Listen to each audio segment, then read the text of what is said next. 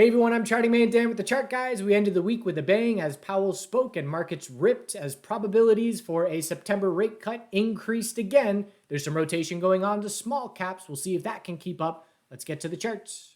Learn how to trade stocks, crypto, and hype sectors with a global chat room led by professional traders, as well as daily live streams at chartguys.com. All right, we're going to look at the major sectors. We're going to check in on quantum and crypto stocks, commodities. I covered cannabis and psychedelic stocks in their own video yesterday, so check that out on our channel if you're interested. So over the last week or two, I've been watching for the potential of rotation out of semis and into small caps, and we're seeing that take place. And it's just a question of how long does that continue for? And so my bias from here on out until I see information that tells me otherwise is if I see a setup where I'm scouting short, or if I'm hedging or things like that, I am looking at semis and the NASDAQ. And if I'm looking long, I'm looking at IWM and related sectors. And so that's how I did some positioning this week, both before Friday and after Friday. Before Friday, I made an entry in IWM we'll talk about. And then after the Powell reaction on Friday, I swapped out my hedge. I was hedged a bit in my IRA as I was traveling, and I was doing so through SPXS because SPY is my largest holding, my long-term no-touch position, and I swapped that out with an SQQQ position now as my hedge. So SPY hit an all-time high Friday, but futures did not, and I care more about futures, so we're watching these two key levels. And again, the bears have not confirmed a daily downtrend in like 3.5 to 4 months. So until that changes, until that happens, I'm going to continue to look bullish. It's just such a very simple mindset and statement. If we haven't confirmed a daily downtrend, I'm looking bullish. And that has kept me looking in the right direction for literally months. And so I'm just going to keep sticking with it. And so the low of this pullback, we had a big stair-step bounce up from the sucker punch, new highs, decent pullback, and that pullback was probabilities shifting. We had probabilities that September rate cut was 90% plus, and then we got some data and that dropped down to 73% chance. And then after Powell spoke on Friday, we're now back up to 90% plus. So that's the positioning that's going on in the market is mostly related to the probabilities of whether we get a cut September or not. So all-time high resistance to start this coming week. And simple statement, if the bears are going to prove anything, we've got to break the low of this consolidation. And for SPY, that level, simple statement, if 632.95 is support, the bulls have full control. NASDAQ, you can see, is a little bit further off. So the S&P 500 came, fraction of a percent from the all-time high. On the high of Friday, we were 0.2% away. High of Friday for the NASDAQ, we were 1.8% away, so a good bit further. Could this be a head and shoulders? Yes, it's possible. I'm not going to assume it is because the bears have not confirmed anything in months. But I'm scouting a daily lower high in QQQ and SMH to start this coming week. I wouldn't be surprised if we see something like this. That said, I was also looking for a lower high on this bounce, not as confidently, but it didn't happen. Well, actually, we got a tiny one there, a little quick one. But again, I'm not aggressively doing so. If I just stay long exposure mostly, that's fine. But I just know that I'm keeping an eye out for that to start this coming week. So SMH, same deal. Again, from the high of Friday, we were percentage points away, 2.2% from that all-time high. Do we set? And also on that drop, we came all the way down almost to that sucker low again. Look at this base of support that's being established. This is a very important long-term level. We've held this level in the last 6 weeks, 1, 2, 3, 4, 5, 6, 7 times. When we lose this, it will tell us things are shifting and monthly consolidation will very likely be underway. So we're going to keep a close eye on that zone and we're going to watch to start this week. Anything under 302.98 is just a daily lower high. NVDA had a big drop. And again, holding on for now, but we'll see if that shifts at all. Earnings are going to be key, obviously. NVDA earnings this coming week on Wednesday. going to be very critical for the semiconductor sector in the short term. That's going to have a major impact, obviously, as to whether or not we head to the high or head to the low here. XLF, actually, no, let's talk IWM. So IWM, why have I had interest here? Because number one, cutting rates means more of a risk on environment, generally speaking, not every time, but that was something I was watching for. And if you've been watching these videos, you know I've been talking about IWM divided by SPY a lot. And I had a lean that this chart was more likely to break bull than bear. Just because, okay, semis have been leading for so long. I do think semis are going to slow down. Where's money going to go from there? But I was watching this zone that has now broken bull. And we could say IWM is the strongest it's been compared to the S&P 500 in the last 4+ months. That's a significant shift. And if you look at, again, IWM divided by QQQ, you could see 3-month highs or whatever it is. So a shift is underway. And it's just a question of, does that continue? If I'm going to continue to be proven right in focusing on small caps, then this chart needs to keep a solid uptrend with daily higher lows and higher highs. And I made an entry Thursday, and my mindset was, that's the higher low or I'm wrong. And why was I looking there? So during the weakness of this pullback, again, semis were dropping harder, leading the way down, and IWM was holding up better. Generally speaking, if you look at, let's just say the last 10 periods of pullback in the market, IWM generally leads to the downside, and it just wasn't happening. So I don't want to be long IWM when everything's dropping, because that's just showing me IWM's dropping slower, but it's still dropping. But on Thursday, I saw us hold the low of Wednesday first thing and close strong. And as soon as we held that low of Wednesday, I said, all right, I'm going to make my shot. That's the low where I'm wrong. So I went long the ETF TNA. And if we break that low, tiny bit of wiggle room, 19 cents of wiggle room. If we break that low, then I'm wrong. That's either the low and we're going to see a rotation into small caps, or I'm wrong. And it went way better than I thought it would very quickly. So bull flag confirmed, IWM highest levels of the year. And I exited 15% of that swing position to put my break even right down near that low. I'll keep my stop there until we have a new support level. And my target for the rest of the position is a new all-time high. And that all-time high, 243s. So roughly speaking, we need just under 4%, right around 4% to get a new all-time high. So if the rotation is going to continue, IWM should see all-time highs. Pretty simple statement there. So XLF, I want to see this bullish as well. This was a factor as well, because the largest sector holdings in IWM are the financial sector. And we had a really nice little equilibrium here. Big bounce, higher low, lower high. We held support. We broke resistance. XLF hit all-time highs on Friday. That's good as well. That's going to help IWM. So daily higher lows will be important for XLF to maintain for IWM to stay strong. But getting back to that all-time high is a great sign. XLV has been extremely strong as well. That was another place we were looking for rotation to go into.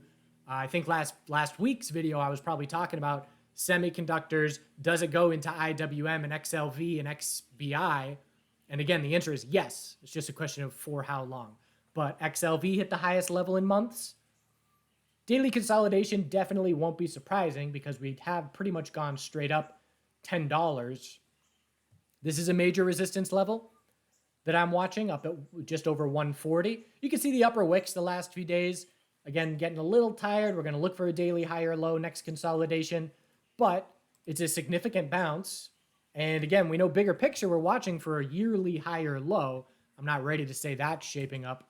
We could say the weekly has made a significant shift, holding that low and breaking the high, and we'll see how long that takes place. And UNH has been a part of that ever since Buffett news.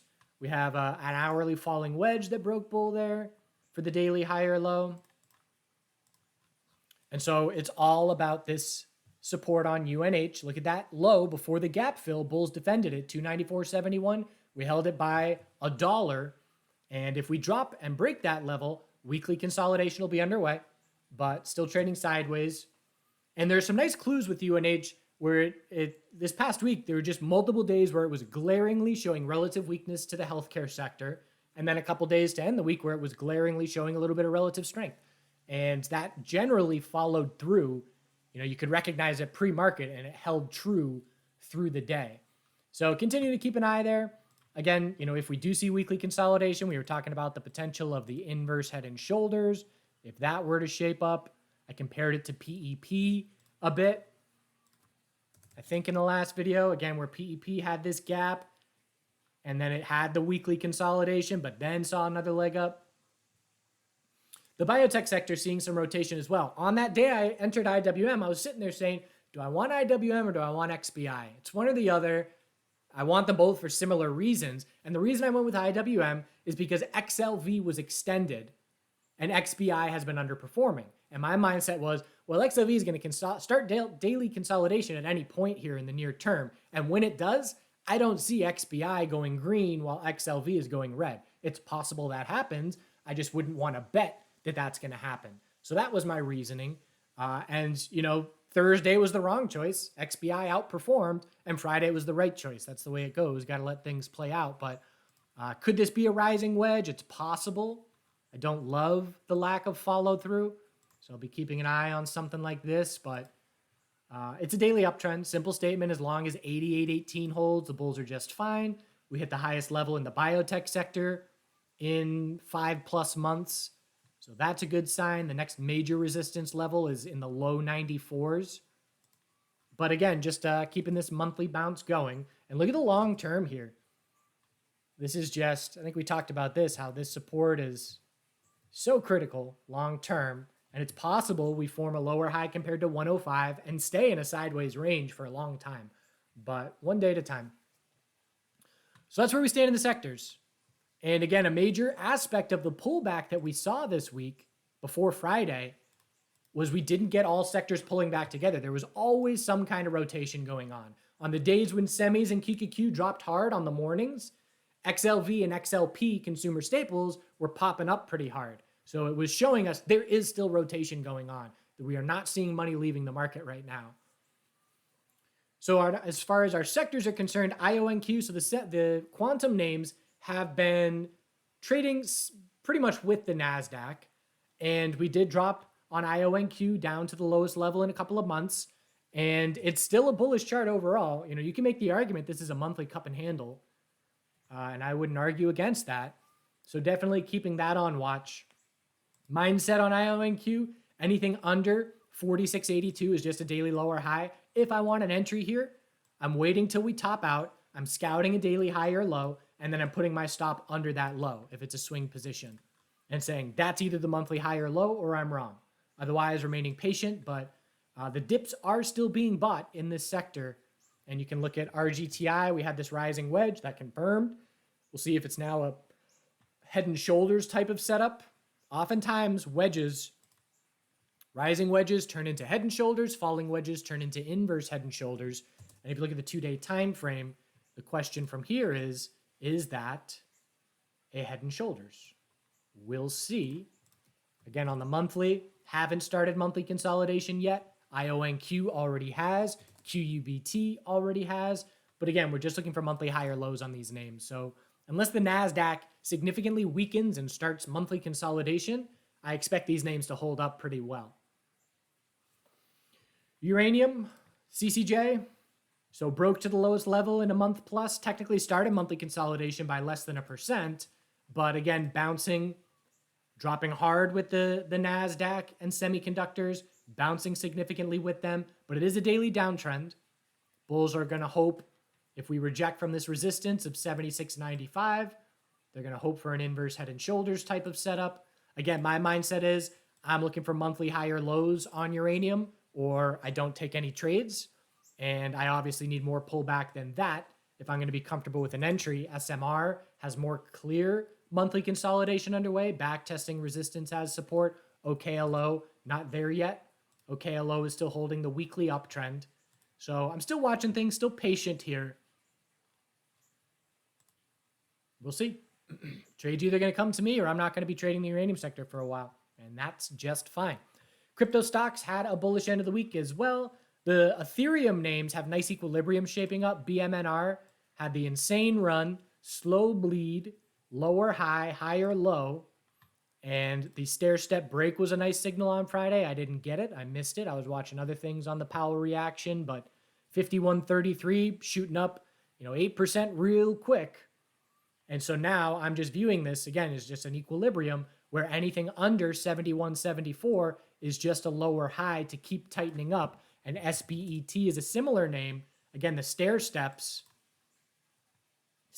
bounce. Once that stair-step bounce is lost, we drop another 20%. Once the stair-step drop is broken, we go from 1945, a quick 7%. Same thing. It's just a beautiful equilibrium. Higher low, lower high, higher low. We're scouting a lower high. There's relative weakness here comparative to Ethereum, just in the sense that ETH hit all-time highs Friday. No follow-through, but you can see ETHA, big green candle, and at the highest level in months. The Ethereum stocks are in tightening ranges. So, they shot up in a massive move, saw wild premiums to their Ethereum holdings, and now they're balancing out. So they're just different animals depending on what you want to trade. But as long as the daily uptrend is intact, Ethereum is a lead bull, and we're looking at ideally getting 5,000 plus there if we're going to call it a new all-time high with follow-through. Again, I've had Ethereum exposure for 8 years now at this point, still holding that core position, and I will only sell it into euphoria. And at this point, to get euphoria, I'd want to see closer to 7,000. I'd start considering taking some more significant profit there.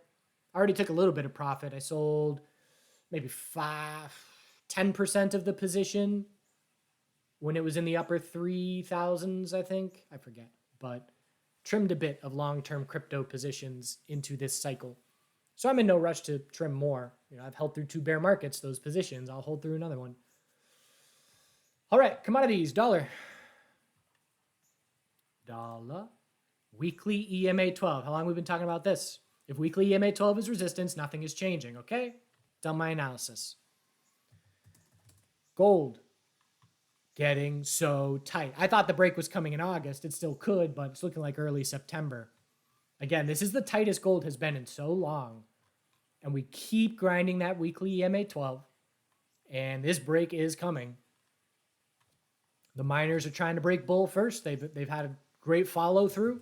GDXJ saw some catch up this past week. Silver, weekly EMA 12 held again. I'm really liking how silver has recovered here. Again, still in this swing position for a long time. We're starting to get a little concerned here Tuesday, Wednesday, but we're back up to testing, 13-year highs or whatever it is. So would love to see the metals with another leg up. And it's up to the bears to prove something to me. Otherwise, we just keep the longer-term uptrend going. Oil, haven't looked at the oil chart in a while. Trying to get a weekly bounce going. Anything under 69.69 is a weekly lower high. Again, the monthly chart can easily tighten up for a while. Little shift, little bounce underway. Nothing meaningful, but a base of support is now established in the low 60s. Energy sector has been strong. That's a key resistance test. That's worth watching as well. Triple top wall. We're heading up into it. Triple bottom low. We've been in this range now for 2.5 months. When this breaks, it's going to be fairly significant. Possible we tighten up for another couple of weeks if we reject from resistance and pull back on the daily, but I don't really care about the energy sector most often. Something to keep an eye on, though. And natural gas, I've stopped looking at it for good reason. It's just, as long as daily EMA 12 is resistance, the bears are in complete control. We're giving it all back. We're testing the low, weekly stair step. No interest whatsoever. Maybe a good time to reload my tank, my water heater. All right, that's it. So yeah, I'm still doing a little day trading. This is the least active month for my day trading account of the year, and that's because I was traveling for a couple of weeks, but also, not wanting to keep racking up taxes. I've got some really nice gains in my day trading account this year, and any trade that I take is just adding to my tax bill, where if I can take the same trade in my IRA, I'm obviously foregoing that tax bill for now. So when I have cash in my IRA, that is where I ideally want to be focusing. But in up to the week ahead, again, I'm just a lot more passive, really for the rest of the year, and just trying to pick my spots, like with IWM. That was my first swing entry in a few weeks, and that's it. I'm just looking for confirmation. Do we continue to see what we saw to end last week and what I want to keep seeing, or are there any red flags? And if I can get a spot, to short a daily lower high on SMH or QQQ, it won't be SMH because I wouldn't want to hold that into NVDA earnings. But if I can find a spot to top fish a daily lower high on QQQ, I might take it. Hope you're well. Do good things. Thanks for likes and shares and stuff. See you soon. Oh, I need a video here at the end. We'll do more Washington road trip